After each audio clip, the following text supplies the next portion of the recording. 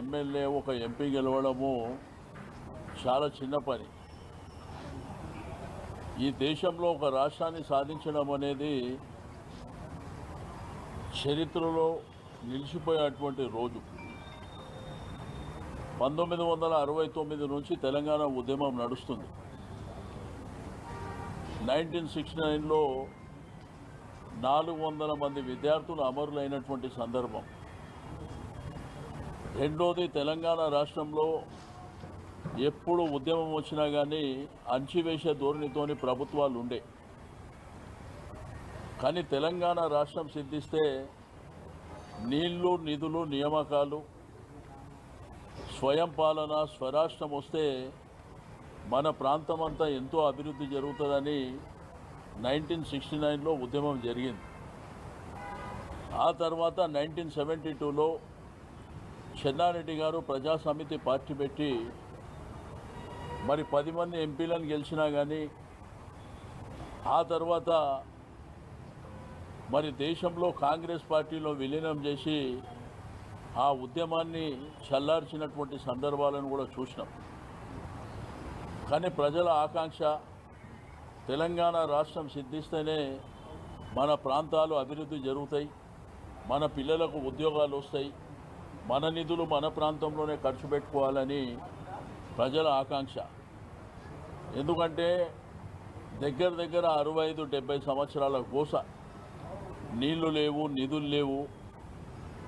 మరి గ్రామీణ ప్రాంతంలో పంటలు పండించాలంటే కూడా సాగునీరు లేనటువంటి పరిస్థితి, తాగడానికి మంచినీళ్ళు లేనటువంటి పరిస్థితి, చిమ్మన చీకటి, కరెంట్ లేనటువంటి సందర్భాలు.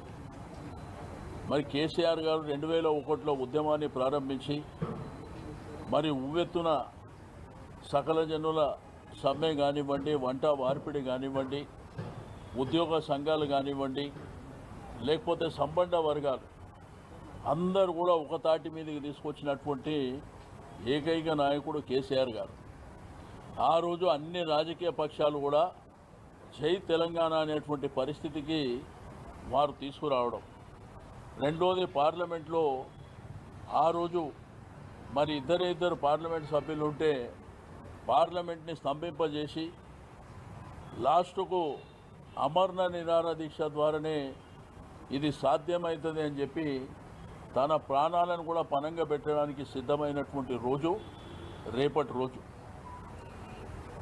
1969 ఉద్యమాన్ని, 72 ఉద్యమాన్ని మనం ఎవరూ చూడలే. కానీ కేసీఆర్ గారి ఉద్యమాన్ని 2001 నుంచి 2014 వరకు మనం చూసినాం.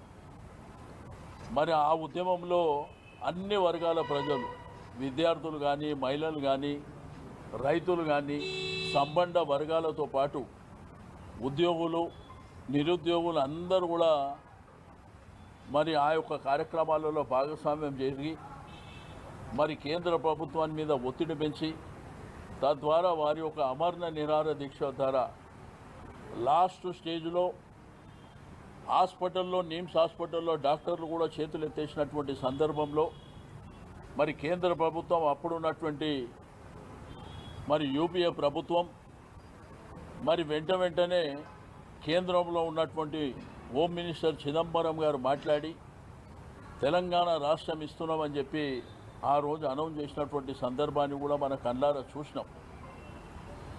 ఈరోజు, నిన్న, మొన్న ఇప్పుడు మాట్లాడే వాళ్లకు సోయలేనటువంటి మాటలు మాట్లాడుతుంది. అసలు తెలంగాణ రాష్ట్రమే లేకపోతే ఈరోజు పీసీసీ ఏదైతే కాంగ్రెస్ పార్టీ ఎక్కడిది, బీజేపీ పార్టీ ఎక్కడిది, లేకపోతే ఇప్పుడు తెలంగాణ ప్రభుత్వమే ఎక్కడిది అనేటువంటి విషయాన్ని కూడా వాళ్ళు మననం చేసుకోవాల్సినటువంటి అవసరం ఉంది. కేసీఆర్ గారి మీద అవాకులు